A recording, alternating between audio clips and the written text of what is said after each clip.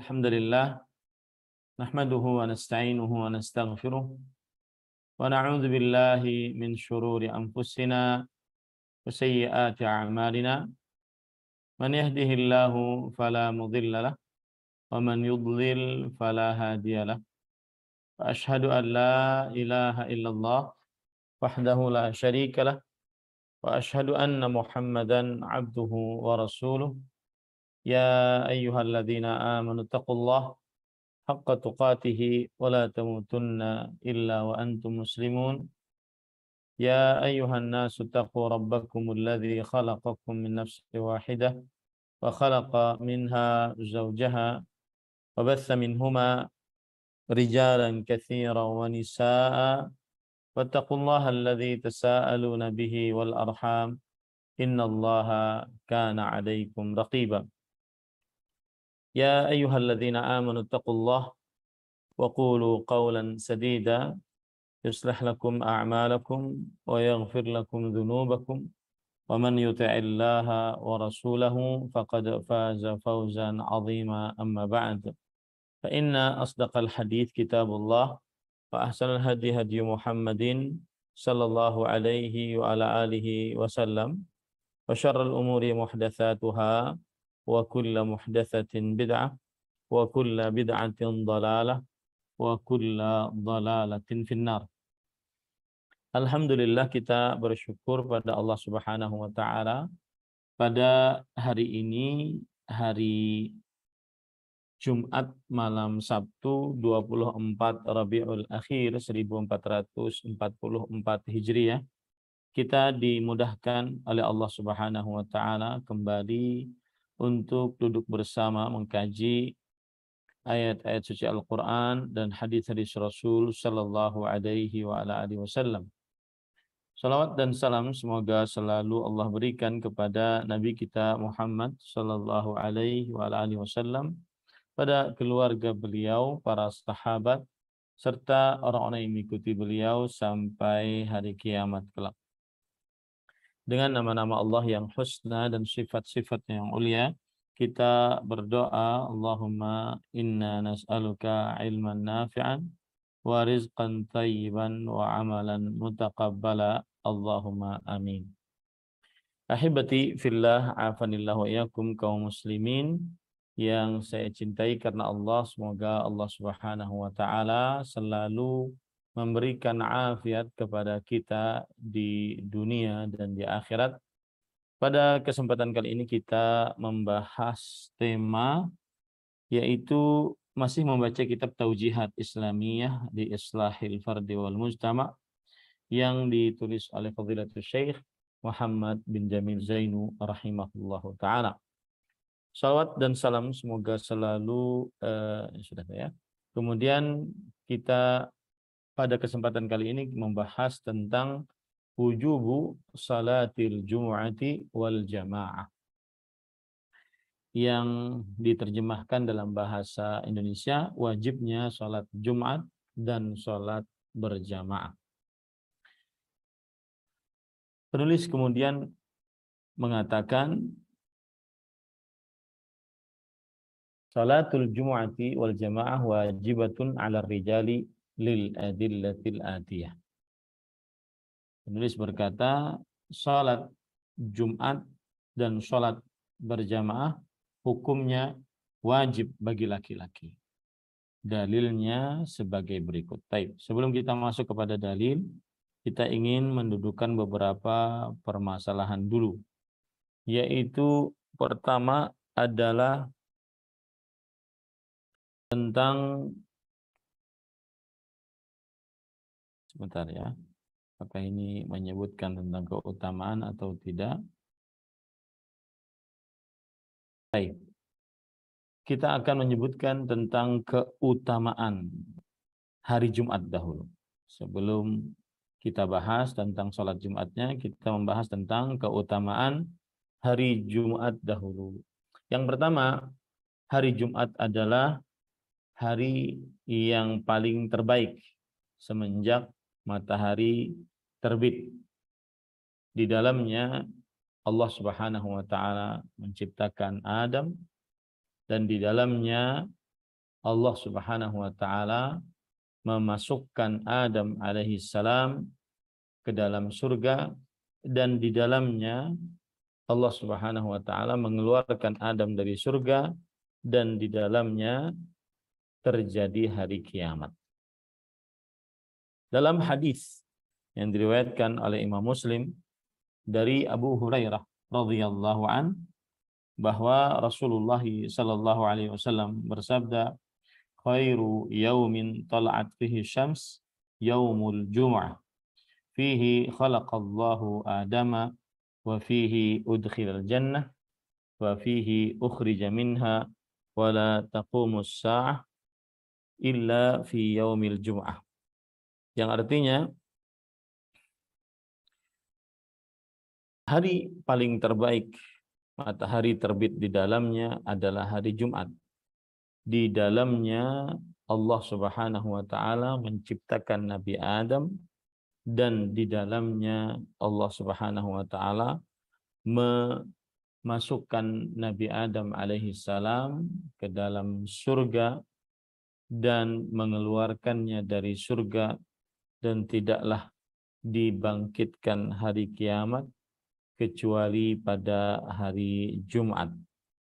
Ini menunjukkan keutamaan hari Jumat.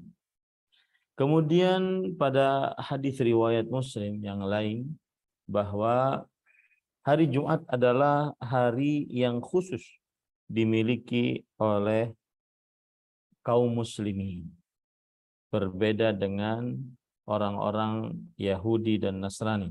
Maka hari Jumat adalah hari khusus yang dimiliki oleh kaum muslimin.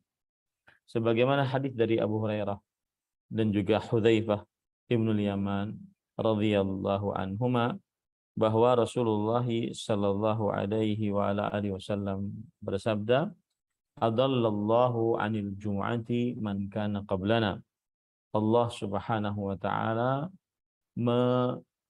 menyesatkan atau menghilangkan dari menghilangkan hari Jumat dari orang-orang sebelum kita. Fakana lil Yahudi yaumus sabt. Maka orang Yahudi memiliki hari Sabtu. Wa kana lin Nasara yaumul Ahad. Orang Nasrani memiliki hari Ahad. Faja Allahu bina fahadana li yaumil Jum'ah. Maka Allah Subhanahu wa taala datang kepada kita dan memberikan petunjuk untuk kita kepada hari Jumat. Faja'ala al-jum'ata was-sabta wal-ahad wa kadzalika hum tab'un lana yaumal qiyamah. Hari Jumat itu mengumpulkan hari Ahad dan Sabtu. Hari Ahad dan Sabtu. Maka demikianlah mereka kelak menjadi pengikut kita pada hari kiamat. Mereka menjadi pengikut kita kelak pada hari kiamat. Kemudian nahnul akhiruna min ahli dunya wal awwaluna yaumal qiyamah al maqdiyyu lahum qabla al khalaiq. Kita adalah orang-orang yang paling terakhir dari penduduk dunia, tetapi paling awal pada hari kiamat yang telah ditetapkan untuk mereka sebelum ada makhluk-makhluk. Ini hadis menunjukkan tentang keutamaan hari Jumat, yaitu bahwa hari Jumat adalah hari yang khusus dimiliki oleh kaum muslimin.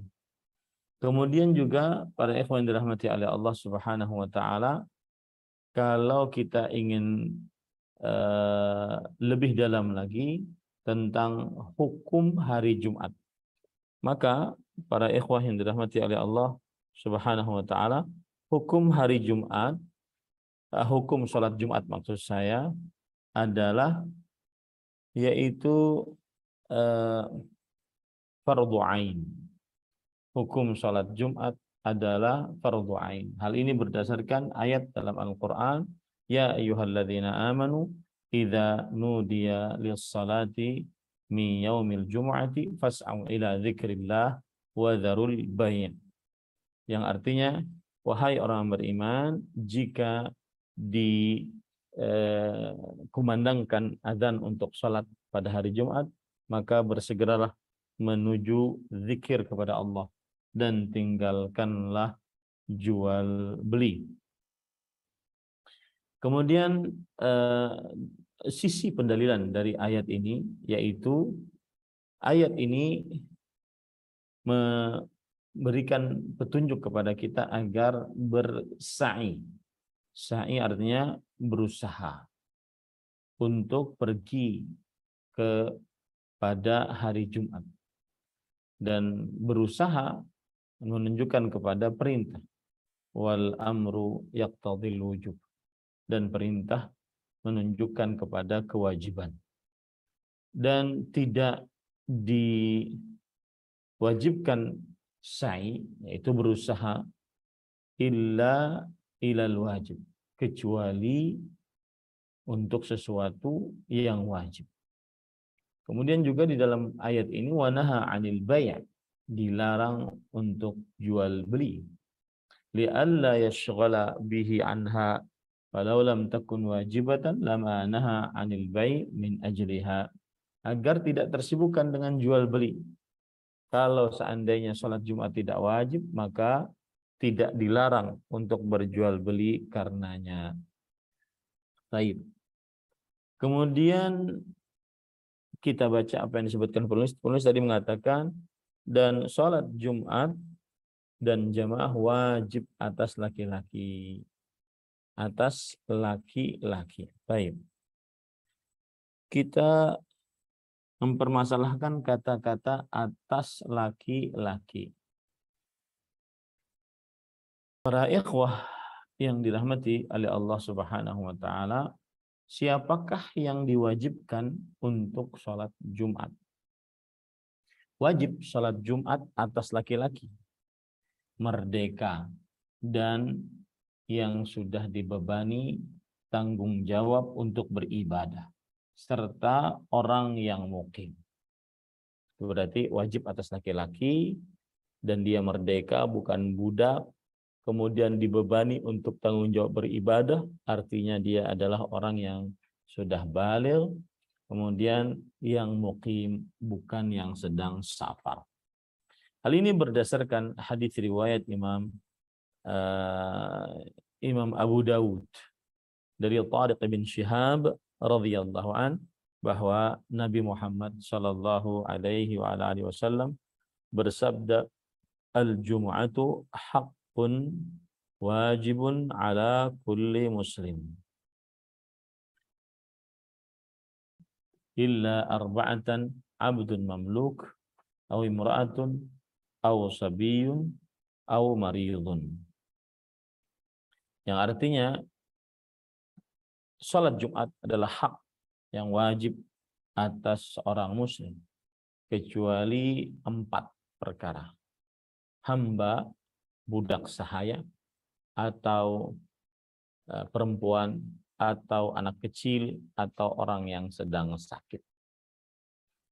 Dan juga berdasarkan ijma', Imam Ibnul Munzir rahimahullah berkata, ajma'u ala anna al-jum'ata wajibatun 'alal ahrar al-balighin al-muqimin alladhina la 'udhra lahum. Mereka berijma', ulama umat Islam berijma' bahwa Jumat adalah wajib atas orang-orang merdeka yang sudah baligh, yang muqim, orang-orang yang tidak memiliki uzur bagi mereka sama sekali. Nah, ini para ikhwah yang dirahmati oleh Allah Subhanahu wa taala. Baik. Kemudian para ikhwah yang dirahmati oleh Allah Subhanahu wa taala, apakah wajib sholat Jumat bagi seorang yang buta? Maka wajib sholat Jumat bagi seorang yang buta jika dia memiliki penuntun. Dan ini adalah mazhab jumhur, yaitu mazhab Maliki, Syafi'i, dan Hambali, dan Abu Yusuf serta Muhammad Al-Qadhi dari mazhab Hanafi. Karena Allah berfirman dalam surat Al-Jumu'ah ayat 9, Ya ayyuhalladzina amanu idza nudiya lis-salati min yaumil jum'ah fas'au ila dzikrillah wa dzarul bai'. Wahai orang beriman, jika dikumandangkan azan untuk salat pada hari Jumat, maka berusahalah dengan segera untuk mengerjakan salat, mengingat Allah dan meninggalkan jual beli. Keumuman ayat ini masuk di dalamnya orang yang buta jika dia memiliki penuntun yang menuntunnya untuk sholat. Ya, ini para ikhwan yang dirahmati oleh Allah Subhanahu Wa Taala. Baik, kemudian juga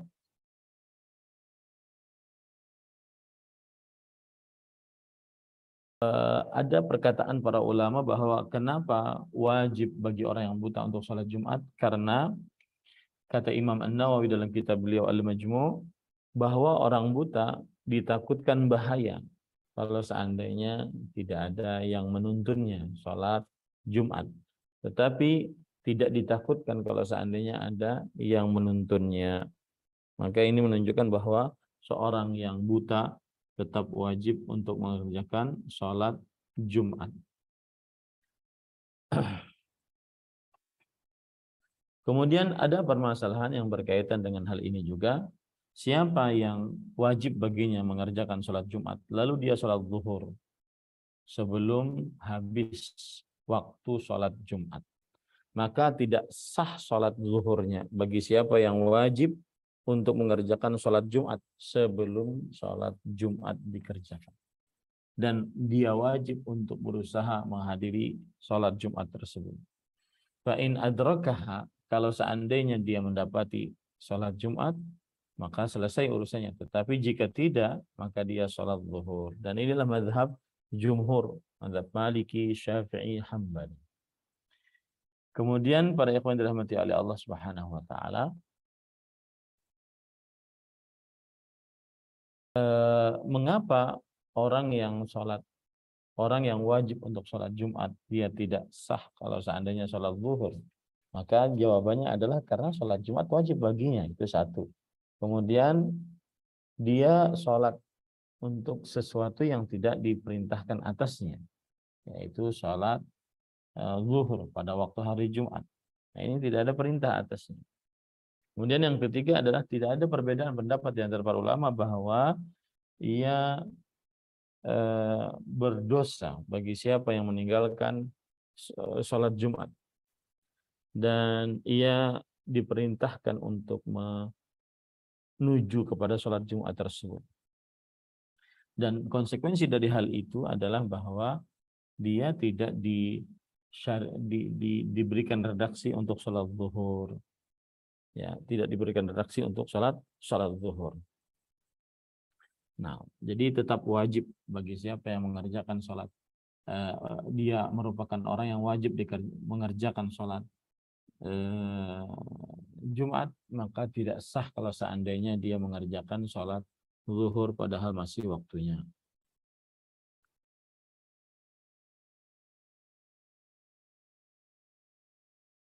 Baik.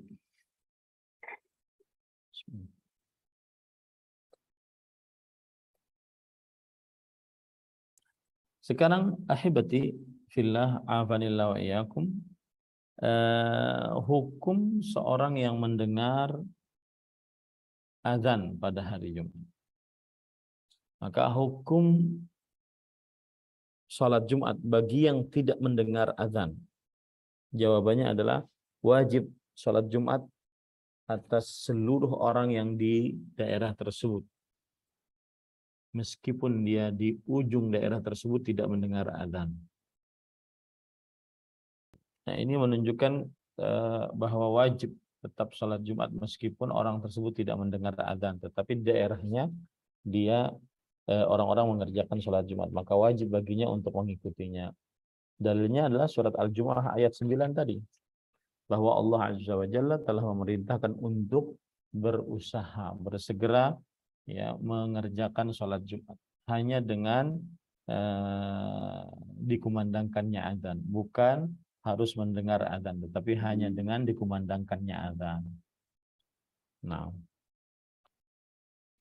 kemudian juga berdasarkan ijma' bahwasanya wajib sholat Jumat atas seluruh orang yang ada di atas muka bumi ini, meskipun ya ujung-ujungnya ia tidak mendengar, orang-orang yang tinggal di pedalaman tidak mendengar tentang azan Jumat, maka tetap diwajibkan untuk mengerjakan sholat Jumat.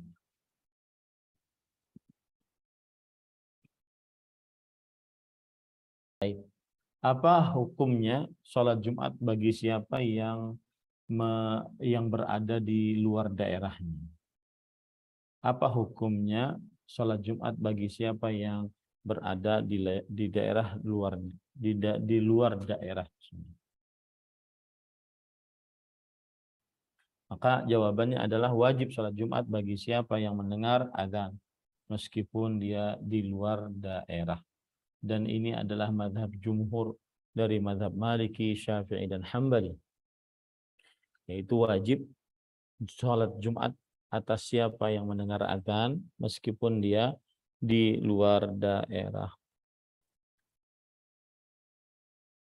Dalilnya surat Al-Jumu'ah ayat 9 tadi, idza nudiya lis-salati min yaumil jumu'ah fas'au ila dzikrillah. Jika dikumandangkan salat untuk hari Jumat, maka berusahalah untuk berzikir kepada Allah Subhanahu wa taala.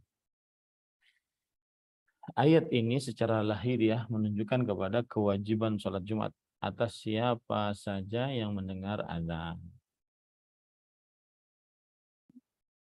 Baik. Hukum mengerjakan sholat Jumat jikalau yang mendirikan sholat Jumat tersebut adalah orang-orang fasik, orang-orang ahli bid'ah. Maka jawabannya wajib sholat Jumat dan berusaha kepadanya, menujunya, baik itu yang hidup di tangannya adalah seorang ahli sunnah atau seorang ahli bid'ah atau orang yang adil, terpercaya, atau orang yang fasik, banyak maksiat dan kesalahan. Maka wajib tetap sholat Jumat jika ada yang seperti ini. Nah,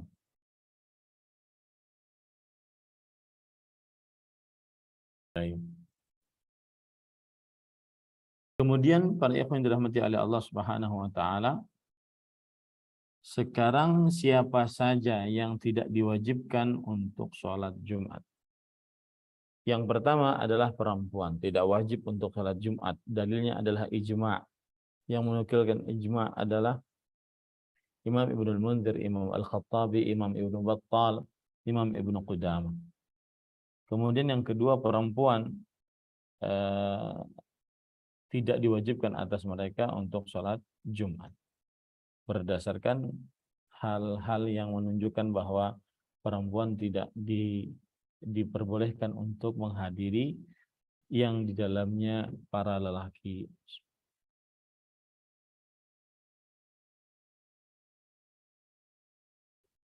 Baik. Kemudian yang kedua yang tidak wajib sholat Jumat adalah budak. Budak yang diperjualbelikan. Ini adalah dengan kesepakatan mazhab fikih yang 4, mazhab Hanafi, Maliki, Syafi'i, dan Hambali,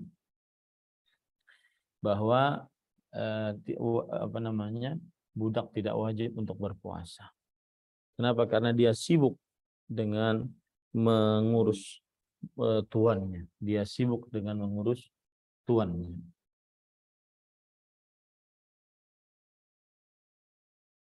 Nah, mohon maaf, saya mau bertanya dulu. Ini suara saya jelas apa terputus-putus atau bagaimana? Karena di sini OBS saya merah. Jelas, Ustaz. Lancar. Lancar saja ya.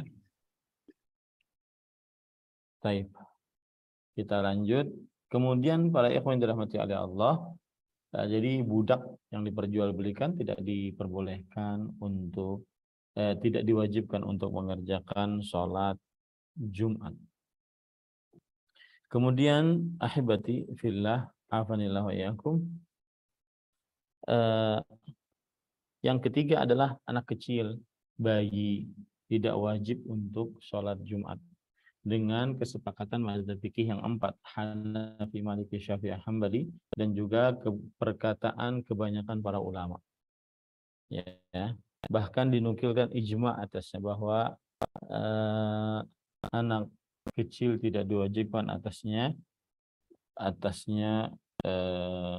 sholat Jumat. Kemudian berdasarkan hadis, yaitu riwayat Abu Daud dari Ali bin Abi Thalib radhiyallahu an, rufi'al qalamu an thalathah.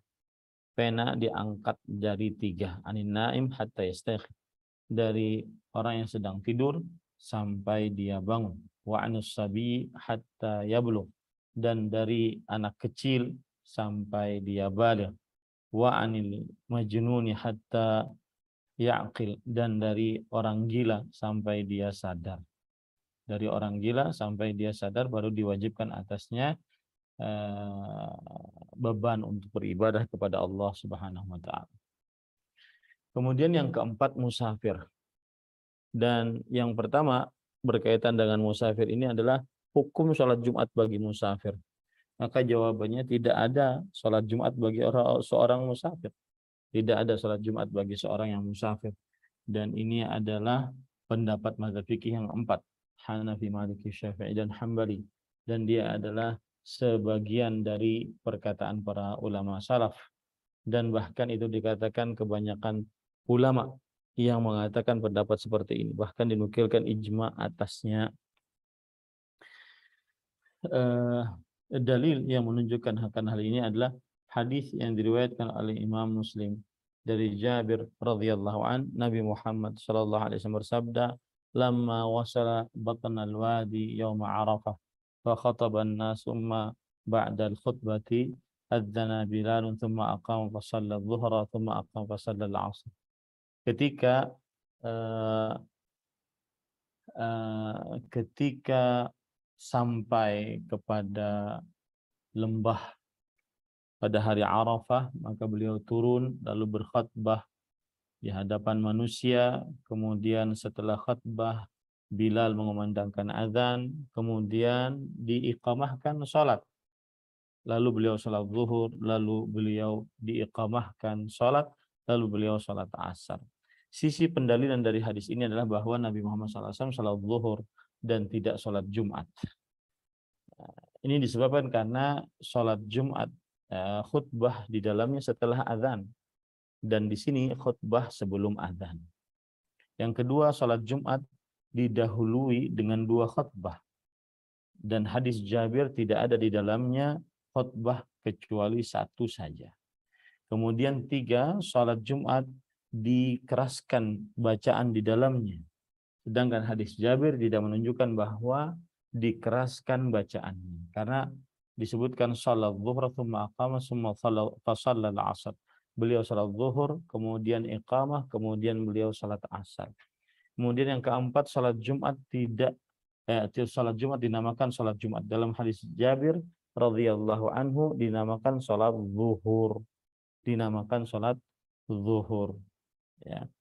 Nah, ini menunjukkan bahwa orang musafir tidak ada Jumat atasnya. Kemudian ahibati fillah, afanillahu iyyakum,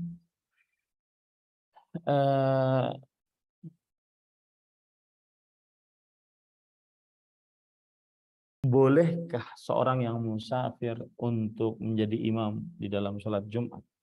Maka jawabannya adalah sah orang musafir untuk menjadi imam dalam salat Jumat ataupun di hari Jumat.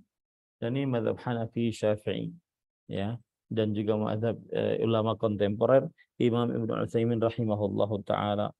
Kenapa? Karena mereka adalah para lelaki, sah dari mereka salat Jumat. Kemudian juga pendapat tidak sah ini tidak ada dalil atasnya. Jadi sah saja seorang musafir menjadi imam pada salat Jumat. Nah, inilah 4 orang, perempuan, budak, anak kecil, dan musafir tidak diwajibkan atas mereka salat Jumat.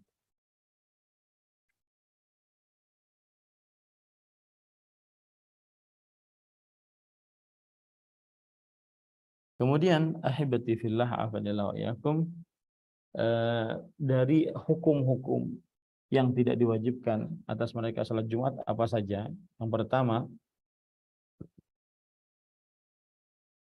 Siapa yang tidak wajib atas mereka sholat Jumat, maka wajib bagi mereka mengerjakan sholat zuhur.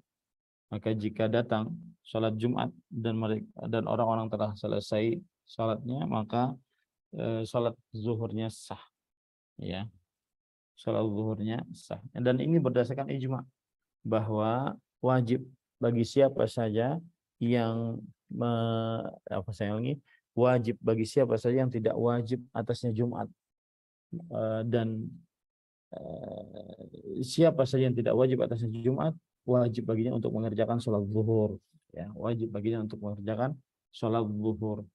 Dan siapa saja yang tidak diwajibkan atas mereka sholat Jumat seperti musafir, orang sakit, orang perempuan, dan juga budak, dan seluruh orang-orang yang dimaafkan, maka boleh baginya untuk mengerjakan sholat zuhur sebelum sholatnya imam. Sebelum sholatnya imam. Dan yang jelas waktu mengerjakan sholat zuhurnya di waktu yang sudah masuk waktu sholat zuhur, ya. Nah, semoga dipahami ya. Jadi siapa saja yang tidak diwajibkan atas mereka Jumat seperti musafir, orang sakit, wanita, anak kecil, budak, dan seluruh yang diberikan uzur untuk tidak sholat Jumat, maka boleh baginya untuk sholat zuhur sebelum sholatnya imam. Ya, sebelum sholatnya imam. Dan itu dilakukan setelah masuk waktu sholat zuhur. Hal ini dengan kesepakatan mazhab fikih yang 4, mazhab Hanafi, Maliki, Syafi'i, dan Hambali. Nah,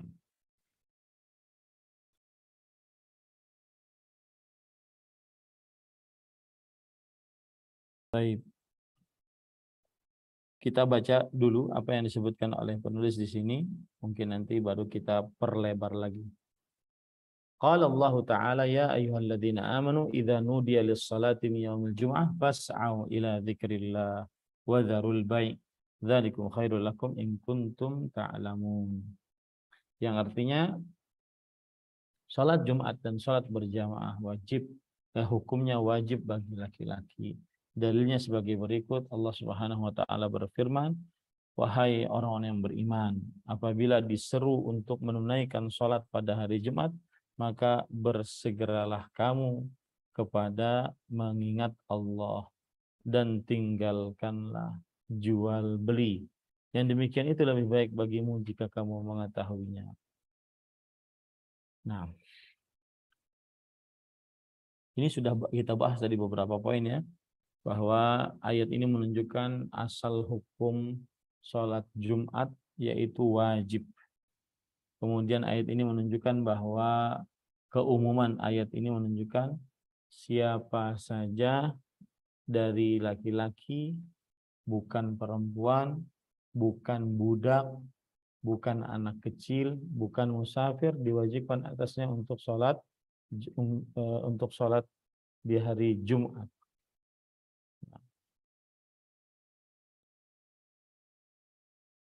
Baik.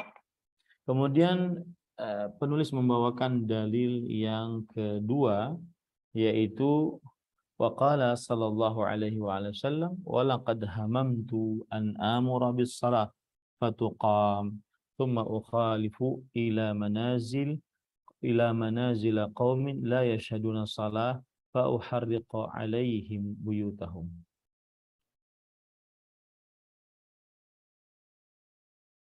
Para ikhwah yang dirahmati oleh Allah Subhanahu wa taala, ini adalah dalil tentang wajibnya sholat berjamaah bagi laki-laki.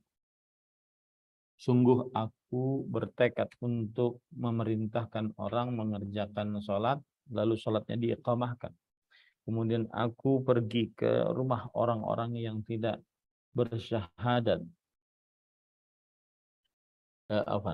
Kemudian aku pergi kepada rumah orang-orang yang tidak menyaksikan sholat, maksudnya tidak ikut sholat berjamaah, maka aku bakar rumah-rumah mereka. Aku bakar rumah-rumah mereka. Taib. Ini para ikhwah yang dirahmati oleh Allah. Sebentar, saya kelewat kayaknya. terlewat.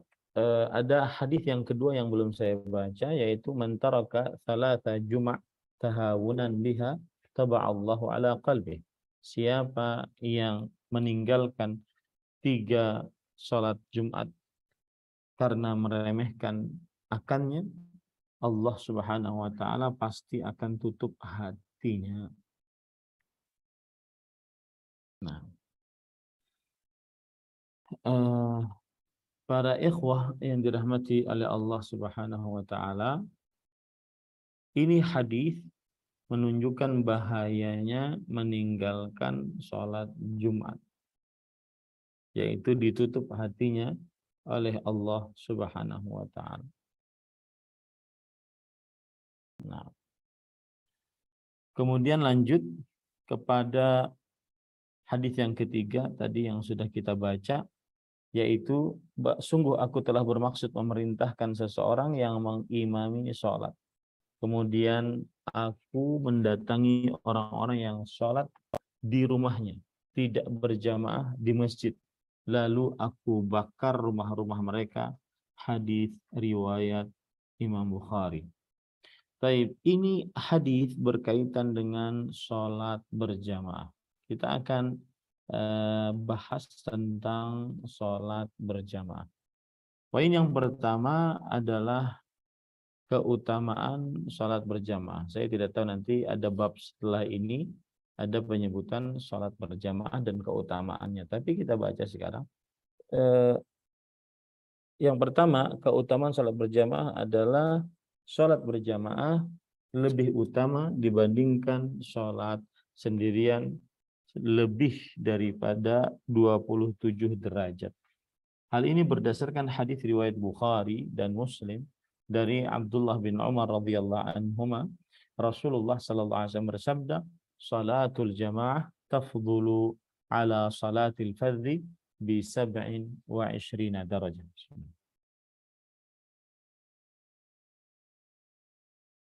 Salat berjamaah lebih afdal dari salat sendirian sebanyak 27 derajat. Kemudian juga sholat berjamaah Isya, maka orang akan mendapatkan pahala seperti sholat malam setengah malam suntuk. Dan siapa yang sholat subuh berjamaah, maka ia akan mendapatkan pahala sholat malam seluruh malam. Hal ini berdasarkan hadis riwayat Imam Muslim dari Utsman bin Affan radhiyallahu an, bahwa Rasulullah sallallahu alaihi wa ala alihi wasallam bersabda, siapa yang sholat Isya fi jamaah, dalam berjamaah, maka seakan-akan dia bangun malam setengah malam. Dan siapa yang sholat subuh berjamaah, maka seakan-akan ia sholat malam seluruh malam. Maka ia sholat malam seluruh malam. Ini hadis yang diriwayatkan oleh Imam Muslim. Nah, kemudian para ikhwan yang dirahmati oleh Allah Subhanahu wa taala, orang yang sholat berjamaah maka akan diampuni dosa-dosanya. Karena dalam hadis yang diriwayatkan oleh Imam Muslim dari Utsman bin Affan radhiyallahu an, man tawadda'a lis-shalah fa asbagha al-wudu'a thumma masha ila as-salati al-maktubah fa shallaha ma'an nas aw ma'al jamaah aw fil masjid ghafarallahu lahu dzunubah. Siapa yang berwudu untuk sholat lalu dia sempurnakan wudunya, kemudian berjalan menuju sholat wajib, lalu ia sholat bersama manusia atau sholat berjamaah atau di dalam masjid sholatnya, maka niscaya Allah Subhanahu wa taala mengampuni dosa-dosanya. Kemudian pada ikhwan dirahmati Allah, sholat berjamaah semakin banyak orangnya, maka semakin dicintai oleh Allah Subhanahu wa taala. Sebagaimana dalam hadis riwayat Imam Abu Daud, Imam An-Nasa'i dari Ubay bin Ka'ab radhiyallahu an, beliau bercerita Rasulullah sallallahu alaihi wasallam bersabda, "Shalatul rajuli ma'ar rajuli azka min salatihi wahdah." wa salatuhu ma'ar rajuli azka min salatihi ma'ar rajul wa ma kathura fahuwa ahabbu ila Allahi azza wa jalla. Salat seorang lelaki bersama lelaki lebih suci daripada salatnya sendirian, dan salatnya bersama dua lelaki lebih suci daripada salatnya bersama seorang lelaki. Dan semakin banyak dia berjamaah, maka semakin dia dicintai oleh Allah Subhanahu wa taala. Itulah keutamaan dari sholat berjamaah, karena di sini tadi disebutkan tentang keutamaan. Nah,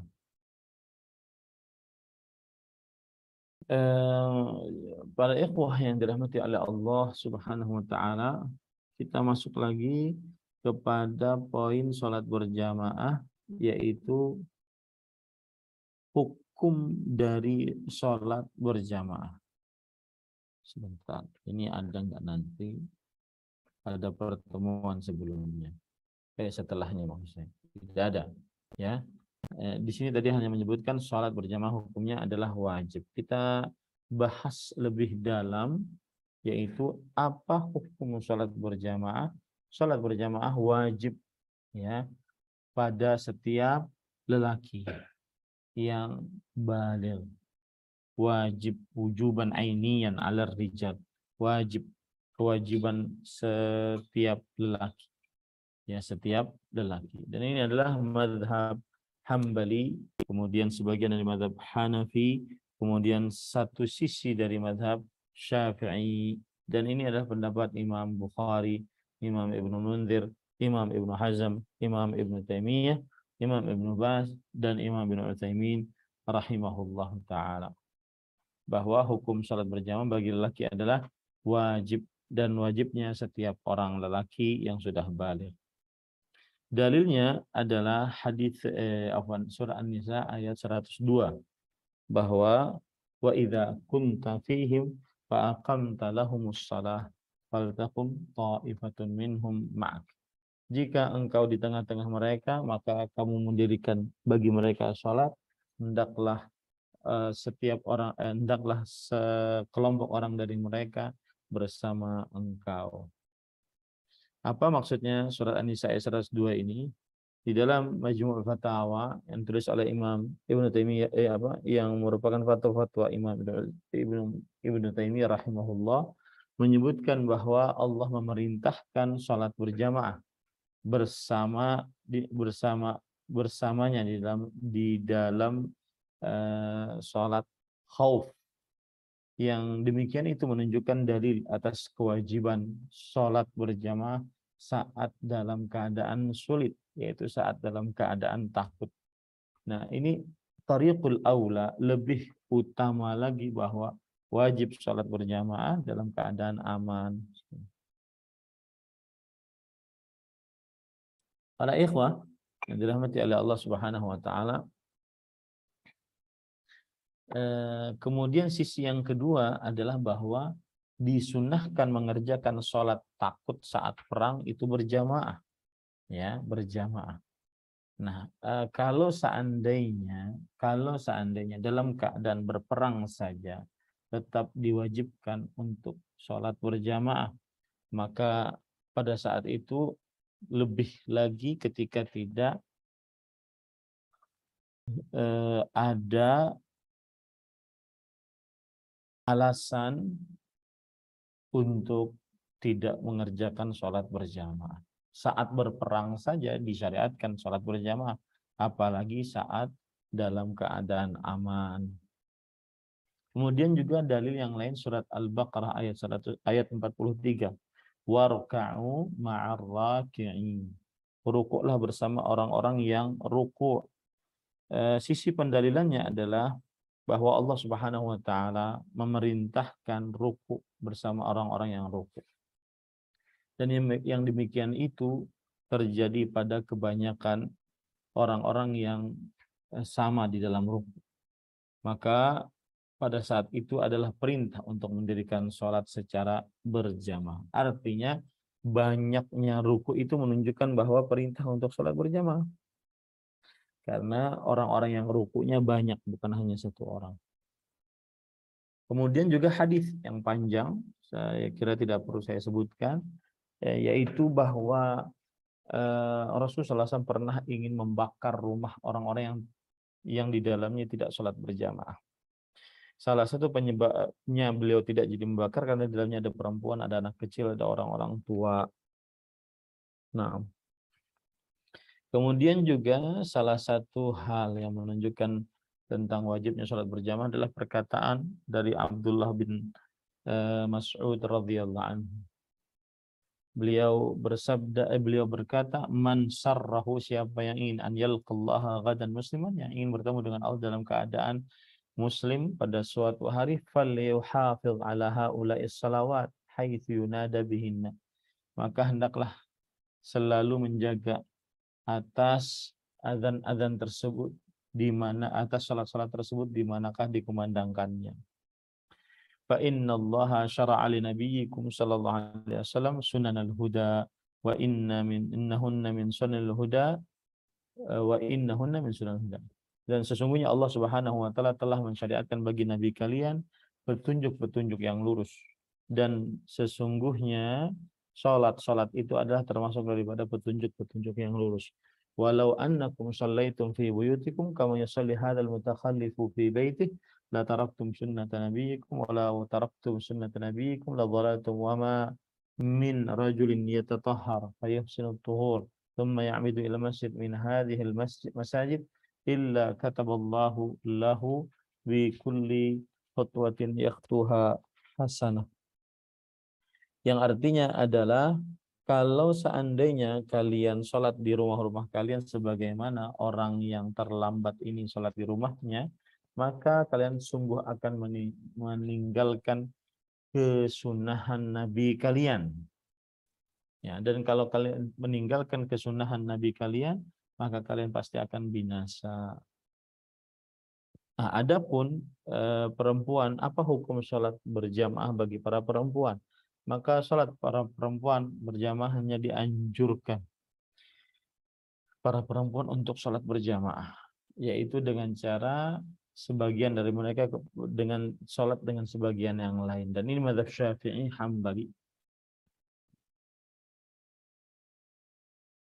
Ini mazhab Syafi'i dan Hambali, dan itulah pendapat dari sebagian ulama-ulama peneliti. Nah,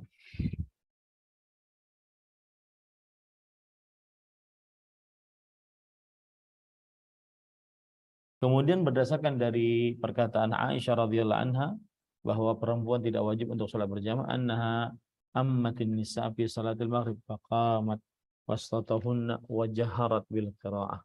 Adalah Aisyah radhiyallahu anha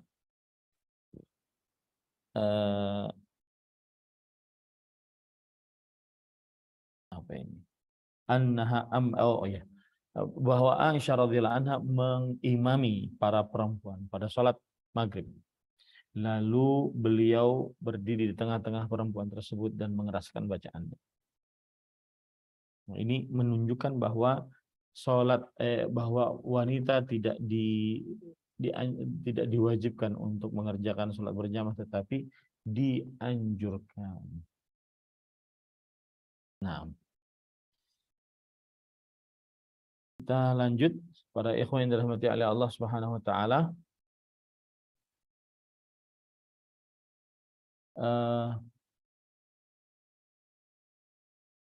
Dalam hadis yang keempat. Nah, dalam hadis yang ketiga tadi, sungguh aku bertekad untuk memerintahkan sholat, lalu diiqamahkan sholat. Lalu aku pergi ke rumah orang-orang yang tidak sholat, tidak menghadiri sholat, maka aku akan bakar mereka.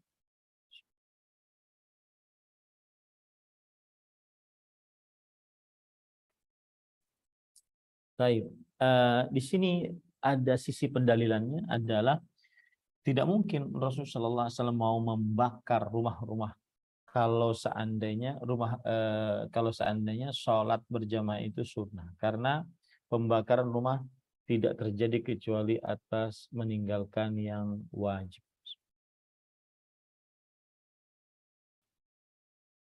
Nah,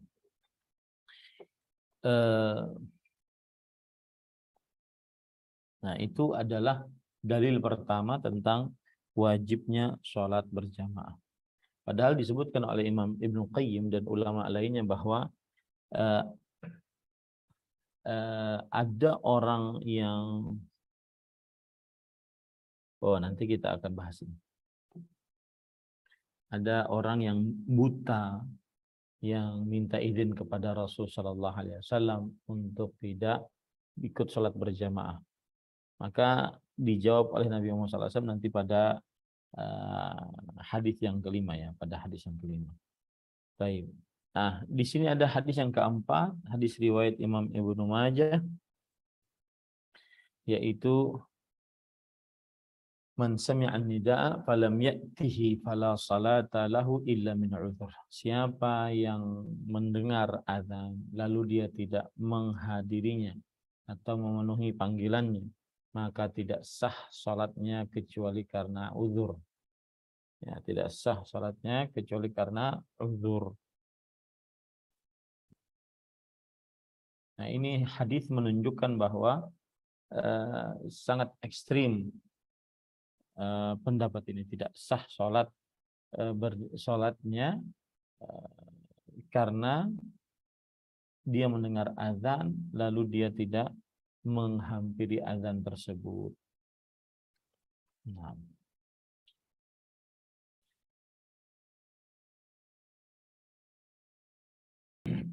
Apakah sholat berjamaah yang tidak sholat berjamaah tidak sah?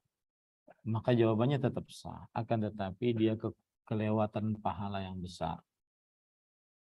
Taib yang kelima, ata Rasulullah sallallahu alaihi wasallam rajulun a'ma. Ata Rasulullah sallallahu alaihi wasallam seorang lelaki yang buta. Faqalu ya Rasulullah innahu laisa li qa'idun yaquduni ila masjid.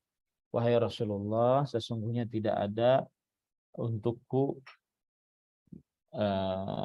seorang yang buta yang seorang yang penuntun yang bisa menuntunku pergi ke masjid.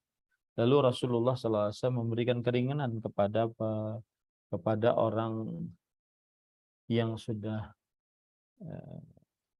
buta. Ya, Rasulullah SAW asalnya memberikan keringanan kepada orang buta tersebut. Farakhasalahu. Lalu Rasulullah SAW memberikan keringanannya. Falamma walla da'ahu. Tetapi ketika dia berpaling, maka Rasulullah SAW memanggil orang buta tersebut. Faqala hal tasma'un nida, apakah engkau mendengar azan?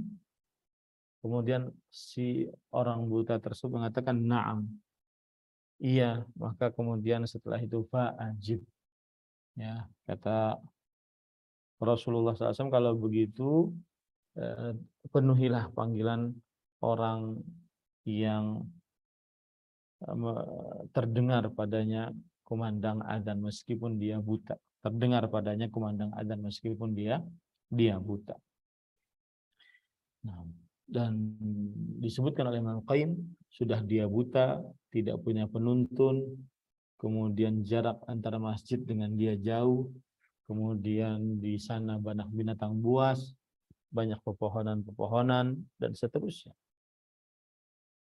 Nah, ini kenapa orang buta tetap tidak diringankan untuk dia pergi dari masjid, pergi ke masjid maksudnya, karena orang buta tersebut dia terkadang memiliki penuntun, terkadang tidak.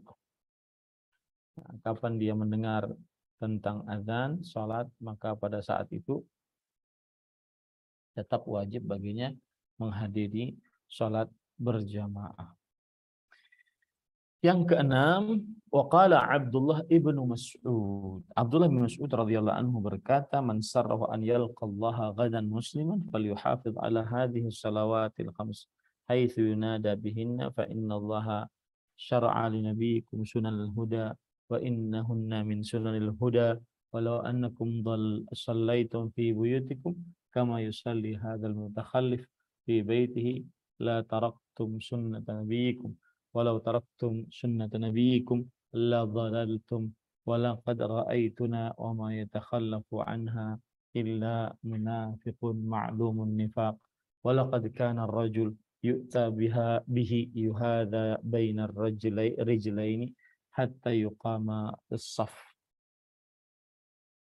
Abdullah bin Mas'ud radhiyallahu anhu berkata, siapa yang ingin bertemu dengan Allah Subhanahu wa taala kelak pada hari kiamat, maka hendaklah dia selalu menjaga salat 5 waktu ini kapan dia dikumandangkan, karena Allah Subhanahu wa taala telah mensyariatkan untuk nabinya syariat yang berupa petunjuk, dan termasuk syariat yang berupa petunjuk adalah termasuk syariat-syariat yang berupa kebenaran. Jikalau kalian sholat di rumah-rumah kalian sebagaimana sholatnya seorang yang menyendiri di dalam rumahnya, maka niscaya kalian telah meninggalkan sunnah Nabi kalian. Dan jika kalian meninggalkan sunnah Nabi kalian, maka niscaya kalian akan binasa. Sungguh kami telah melihat, wa ma yatakhallafu anha illa munafiq. Sungguh kami telah melihat, dan tidak ada yang tidak mengerjakan sholat berjamaah kecuali orang yang munafik, ma'lumun nifaq, yang terkenal dengan kemunafikannya. Dan sungguh seseorang dipapah ya, diboyong ya, dipapah di antara dua orang sampai diberdirikan di dalam saf. Hadis riwayat Muslim. Nah, ini kira-kira dalil yang menunjukkan kewajiban sholat berjamaah Jumat. Kemudian setelah itu nanti disebutkan keutamaan sholat Jumat dan sholat berjamaah. Kemudian setelah itu bagaimana tata cara sholat Jumat, disertai dengan adab-adabnya. Nah, itu insyaallah ta'ala pada pertemuan yang akan datang kita lanjut tentang kajian sholat berjamaah dan sholat Jumat. Wallahu a'lam. Nah, silahkan Amin. Barakallahu fikum wa jazakallahu khairan Ustaz atas penjelasannya, atas ilmunya yang telah disampaikan kepada kami. Semoga bisa manfaat untuk kita semuanya. Baik, jamaah Umikum mengaji, barakallahu fikum. Kita sekarang masuk ke sesi tanya jawab. Insyaallah kita punya waktu beberapa menit untuk tanya jawab kepada Ustaz. Kami persilakan terlebih dahulu kepada jamaah yang ingin bertanya langsung, bisa raise hand, silakan.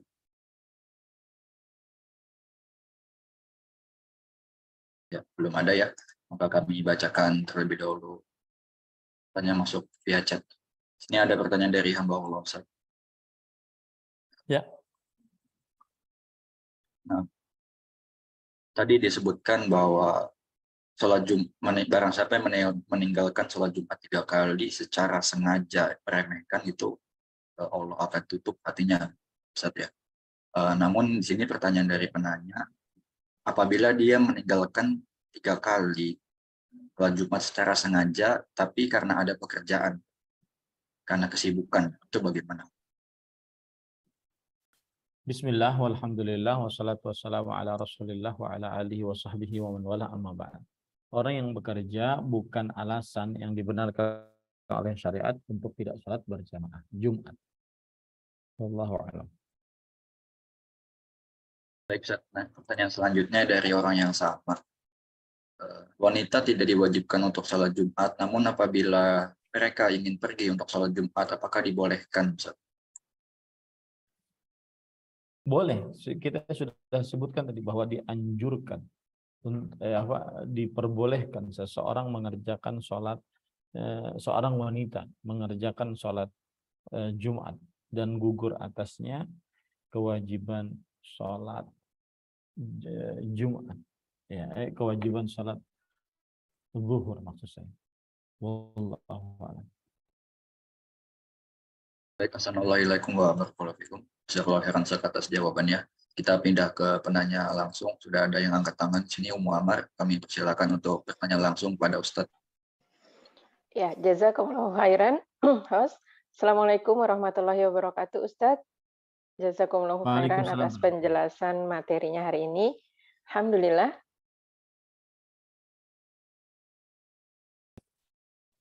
Silakan Ibu. Iya, Ustadz.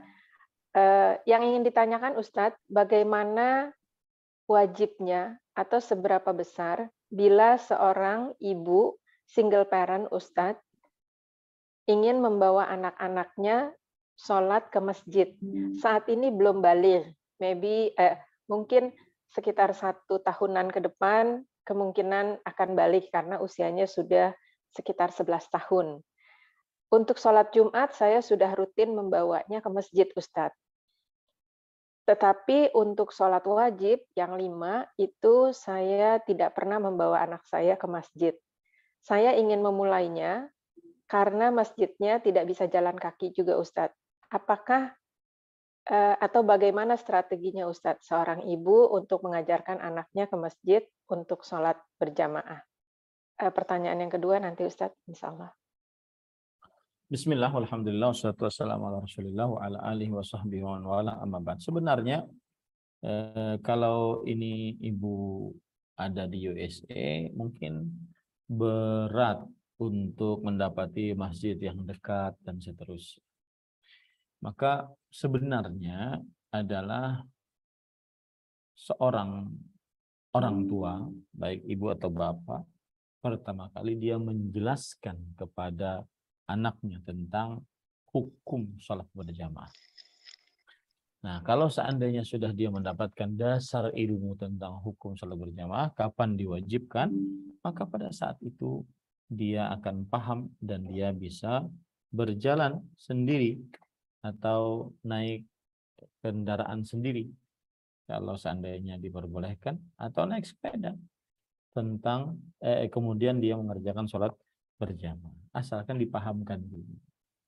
Ya, boleh kita ini membiasakan mereka pergi ke masjid, tetapi harus juga dipahamkan bahwasanya ke sholat berjamaah itu wajib.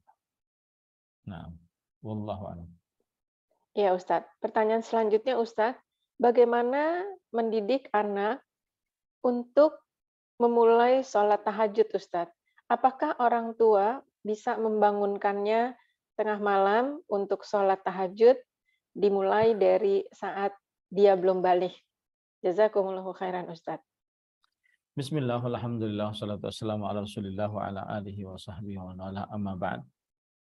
Sebenarnya boleh saja, akan tetapi anak yang belum balik sepertinya dia merasa berat dengan hal itu. Tidak terlalu boleh dipaksa. Sedang sholat wajib saja kita hanya boleh untuk memerintahkannya saja. Ya, perintahkan. Jadi kalau seandainya sudah umur 10 tahun dan belum sholat juga setelah perintah 3 tahun, maka baru diperbolehkan untuk diancam atau dipukul sesuai dengan syariat yang ada.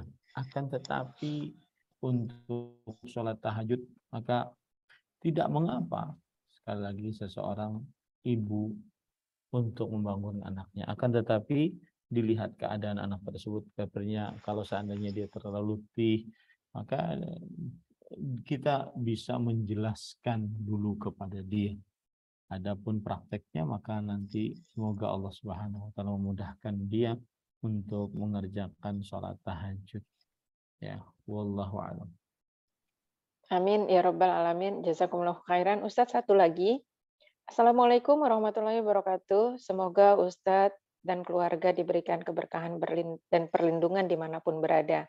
Ustadz, mohon nasihatnya, bila di dalam keluarga kita tidak pergi ke masjid untuk sholat subuh, bila suami berhalangan karena kondisi tertentu. Jadi sholat berjamaah di rumah.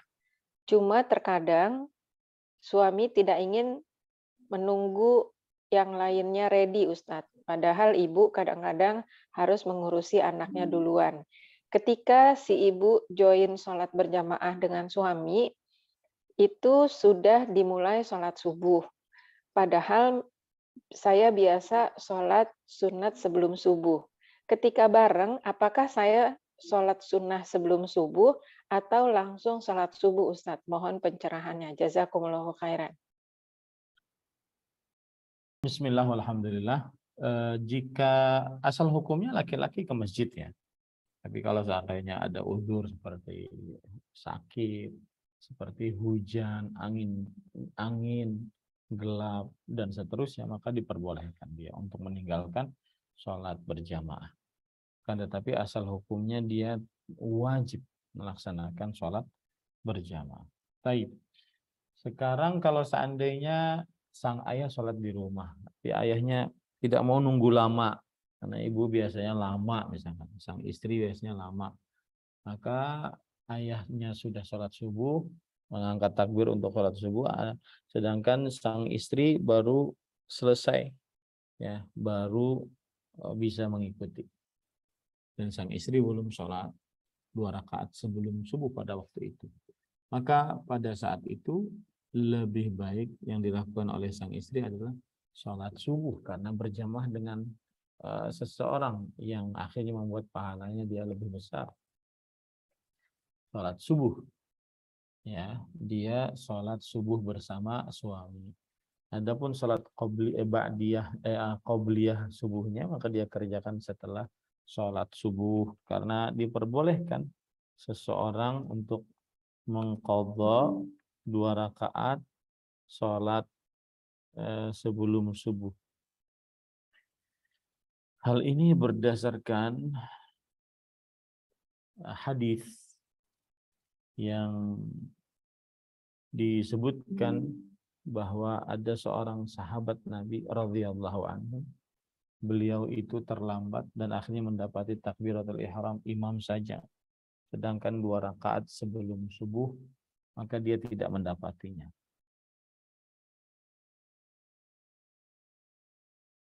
Dan tidak diperbolehkan seseorang kalau sudah diiqamahkan sholat kemudian dia belum mengerjakan 2 rakaat sebelum subuh, tidak boleh diperbolehkan dia untuk mengerjakan 2 rakaat sebelum subuh dan meninggalkan sholat berjamaah yang baru dimulai. Ini tidak diperbolehkan. Kemudian permasalahan mengqadha'nya setelah sholat subuh, maka ada hadis dari Qais bin Umar radhiyallahu an. Beliau bercerita, ra'ani Rasulullah sallallahu alaihi wasallam wa ana usalli raka'atail fajr ba'da salatil fajr. Rasulullah sallallahu alaihi wasallam melihat aku dalam keadaan aku sedang sholat 2 rakaat setelah sholat subuh. Kemudian Rasulullah SAW bersabda, mahatani raka'atan ya Qais. Wahai Qais, ini 2 rakaat apa?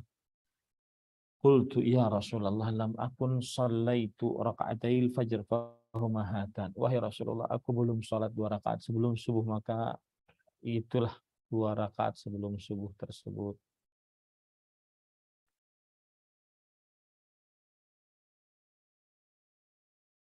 Nah, jadi istrinya tetap sholat subuh, kemudian setelah itu baru dia qadha sholat 2 rakaat sebelum subuh. Wallahu a'lam.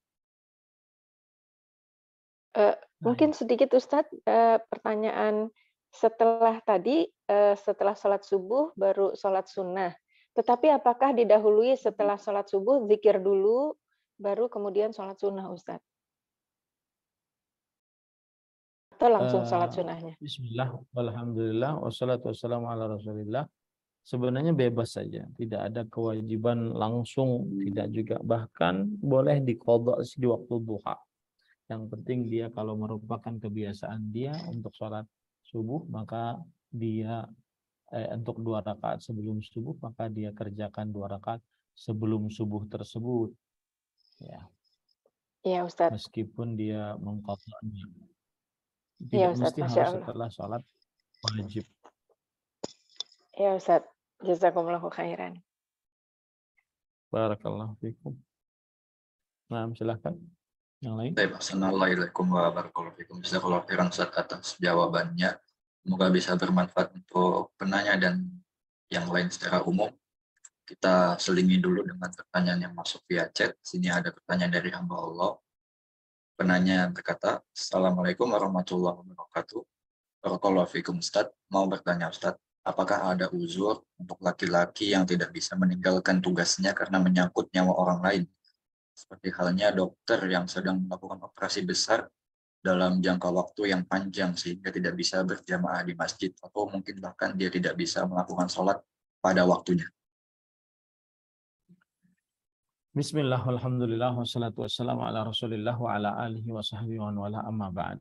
Dalam beberapa keadaan hak-hak Allah lebih dikalahkan dibandingkan hak menyelamatkan nyawa. Seperti misalkan kalau kita bersafar merasa berat safar kita, maka pada saat itu boleh berbuka puasa. Atau mendatangkan bahaya kalau sedang berpuasa, maka pada saat itu maka saat itu dia boleh berbuka. Intinya jika dalam keadaan menyelamatkan nyawa, maka pada saat itu diperbolehkan dia untuk mengerjakan sholat secara jamak, ataupun dia meninggalkan sholat kemudian dia qadha pada waktu yang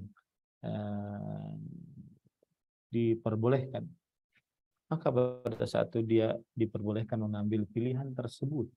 Hal ini karena penyelamatan nyawa lebih utama dibandingkan menegakkan hak-hak Allah yang bisa dia tegakkan pada kesempatan lainnya. Nah, wallahu a'lam. Assalamualaikum warahmatullahi wabarakatuh. Jazakallah khairan atas jawabannya. Kita lanjutkan untuk penanya langsung. Sudah ada yang angkat tangan di sini. Bintu Hurairah ya, Ibu Bintu Hurairah. Silakan Ibu.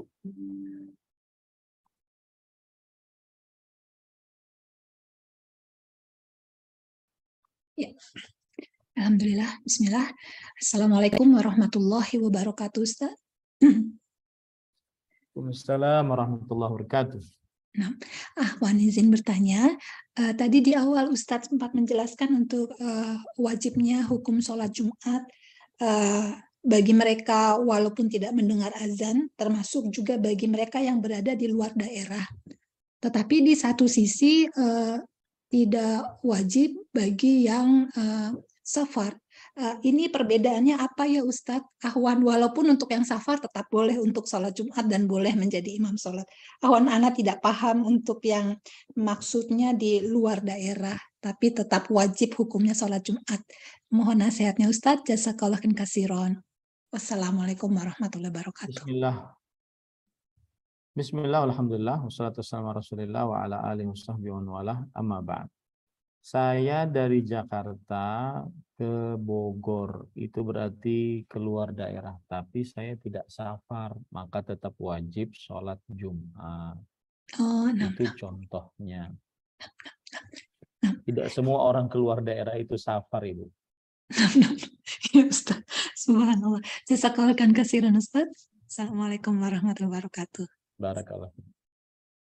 Waalaikumsalam warahmatullahi wabarakatuh. Baik, assalamualaikum warahmatullahi wabarakatuh. Jazakallah khairan atas jawabannya. Kami persilakan kembali untuk yang ingin bertanya langsung, Ibu Yuniarti, silakan.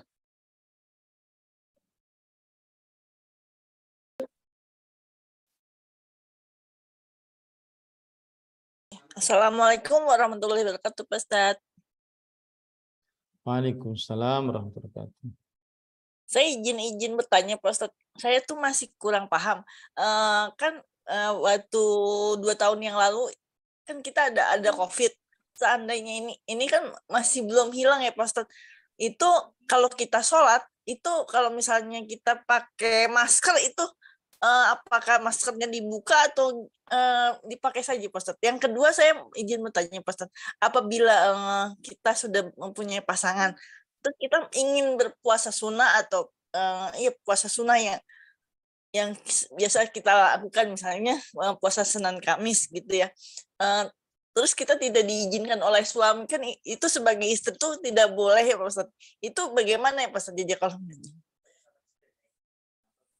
Bismillah, walhamdulillah, wassalatu wassalamu ala rasulillah wa ala alihi wa ashabihi wa man wala amma ba'd.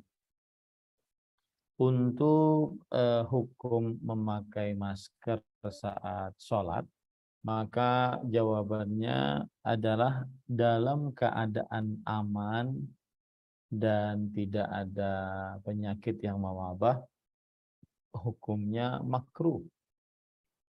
Dan dalam keadaan yang terjadi penyakit mewabah, maka pada saat itu hukum makruh tersebut terangkat dengan adanya hajat atau keperluan yang sangat mendesak, ya, atau keperluan yang sangat mendesak. Jadi kalau kita runut asal hukum sholat memakai penutup wajah itu dilarang oleh Rasul Shallallahu Alaihi Wasallam. Dalam hadis riwayat Imam Abu Daud dari Abu Hurairah radhiyallahu an, naha an-nabiy sallallahu alaihi wasallam an yughatti ar-rajulu fahu fi shalah. Rasul sallallahu alaihi wasallam melarang untuk seseorang menutup mulutnya di dalam sholat, menutup mulutnya di dalam sholat. Nah ini. Bahkan bagi para perempuan pun demikian. Kata Imam Ibn Abdul Bar, ajma'u ala anna al-mar'ah takshifu wajhaha fi shalah. Para ulama berijma bahwa perempuan wajib membuka wajahnya di dalam sholat wal ihram dan dalam ihram. Lianna satral wajhi yukhillu bi mumasyaratil musalli bil jabhah wal anfi wa yughattil fam. Faqad naha an-nabiy sallallahu alaihi wasallam ar-rajul anhu fa in kana li hajah ka huduri ajanib fala karahah wa kadzalika ar-rajul tazulul karahah fi haqqihi idza ihtaja ila dzalik. Karena menutup wajah itu akan mengurangi seorang yang sedang sholat untuk tersentuh langsung dengan apa yang merupakan lantainya, baik itu dahinya, hidungnya, ataupun juga mulutnya. Dan Nabi Muhammad SAW melarang seseorang lelaki melakukan hal tersebut saat sholat. Dan kalau seandainya seorang perempuan sedang di hadapan laki-laki yang bukan mahramnya, maka pada saat itu tidak makruh hukumnya. Kemudian juga demikian juga laki-laki yang ingin sholat, maka dia makruh memakai penutup wajah atau penutup mulut kecuali dalam keadaan ada hajat keperluan. Sedangkan kemakruhan itu diangkat ketika ada hajat. Artinya kalau ada hajat, kemudian hukum sesuatu tersebut adalah makruh, maka ini hukum makruhnya terangkat. Jadi tidak mengapa seseorang saat penyakit mewabah untuk memakai masker. Akan tetapi ini tergantung di daerahnya. Apakah dia masih ada di daerahnya orang-orang memakai protokoler sedemikian rupa saat di dalam sholat, ataukah tidak ada, bagaimana anjuran pihak kesehatan setempat, dan seterusnya. Wallahu a'lam. Pertanyaan selanjutnya yang tadi Ustaz dari orang yang sama juga Ustaz. Yang kedua tadi penanya menyebutkan ketika seorang wanita sudah memiliki pasangan yang sah, seorang suami, kemudian dia ingin berpuasa sunnah, contohnya misalnya kayak Senin Kamis Ustaz. Kemudian suaminya melarang, bagaimana dia menyikapinya Ustaz? Tidak boleh seorang wanita muslimah yang sudah menikah untuk berpuasa sunnah tanpa izin suami. Sang suami berhak untuk melarang istrinya. Ya, sang istri wajib minta izin dengan suami saat ingin melakukan puasa sunnah. Wala tasumu illa biizni wa huwa syahid. Seorang istri tidak berpuasa dalam keadaan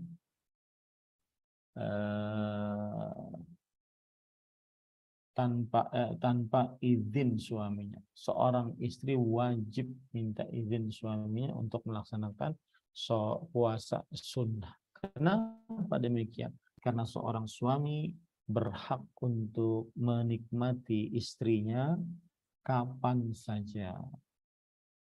Ya, dan ini wajib atas istri menunaikannya. Sedangkan puasa sunnah hukumnya adalah sunnah dan didahulukan yang wajib dibandingkan yang sunnah. Wallahu a'lam. Baik, Assalamualaikum warahmatullahi wabarakatuh. Ustaz, jazakallah khairan atas jawabannya. Ustaz, masih ada 2 pertanyaan kurang lebih, Ustaz. Apakah masih bisa kita bacakan? Silakan. Baik, pertanyaan singkat saja, Ustaz, insya Allah. Dari hamba Allah, penanya berkata, Ustaz, mengkodok salat subuh itu apakah berlaku juga untuk yang ketiduran? Dan kalau ketiduran, baiknya salat subuh langsung atau qobliyah dulu, Ustaz? Bismillah, walhamdulillah, wassalatu wassalamu ala rasulillah wa ala alihi wa ashabihi wa man wala amma ba'd. Kalau seandainya dia ketiduran, maka dia wajib mengqadha salat 2 rakaat sebelum subuh dahulu, kemudian setelah itu baru salat subuh. Hal ini berdasarkan hadis Rasul Shallallahu Alaihi Wasallam bahwa beliau di dalam safar dan keletihan akhirnya pada tertidur, ya, sampai Abu Hurairah radhiyallahu anhu dan juga Bilal tertidur. Akhirnya tidak ada yang membangunkan mereka, Nabi dan para sahabatnya, kecuali matahari yang pas. Akhirnya mereka bangun dan akhirnya mereka mengerjakan sholat, mengumandangkan azan dulu, baru mengerjakan 2 rakaat sebelum subuh, baru iqamah, baru mengerjakan sholat subuh. Wallahu a'lam. Barakallahu fikum wa ahsanallahu ilaikum. Jazakallahu khairan, Ustaz. Jawabannya. Pertanyaan terakhir, Ustaz, dari hamba Allah, penanya berkata, Assalamualaikum, Ustaz. Waalaikumsalam. Izin bertanya, bila ketika sujud, namun telapak tangan tertutupi mukena, apakah sholatnya sah? Jawabannya sah. Sebagaimana lutut kita saat sujud maka tertutup dengan kain, maka jawabannya sah. Kalau telapak tangan tertutup dengan jilbab ataupun mukena yang lebar. Wallahu a'lam.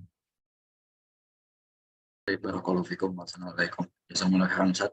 Alhamdulillah sudah kita bacakan semua pertanyaannya, karena izin penutupan terlebih dahulu, Ustaz. Baik. Jamaah mengaji, alhamdulillah kita telah kajian kita pada kesempatan kali ini. Allah banyak sekali faedah yang bisa kita ambil dari yang telah disampaikan oleh Ustaz. Semoga bermanfaat untuk kita semuanya di dunia dan di akhirat, dan juga kita doakan semoga bisa menjadi amal jariah untuk Ustaz kelak. Mengucapkan terima kasih jazakallahu khairan kepada Ustadz, dan juga ucapan terima kasih dari kami pada para jamaah mengaji yang telah hadir bersama kita dimanapun berada. Kemudian kami mohon maaf jika ada kesalahan sikap maupun perkataan. Semoga dimudahkan kembali untuk jumpa pada kajian yang akan datang. Wassallallahu ala nabiyina Muhammadin wa ala alihi wasallam. Subhanakallahumma bihamdik, asyhadu an la ilaha illa anta, astaghfiruka wa atubu ilaik. Assalamualaikum warahmatullahi wabarakatuh. Jazakallahu khairan, Ustaz.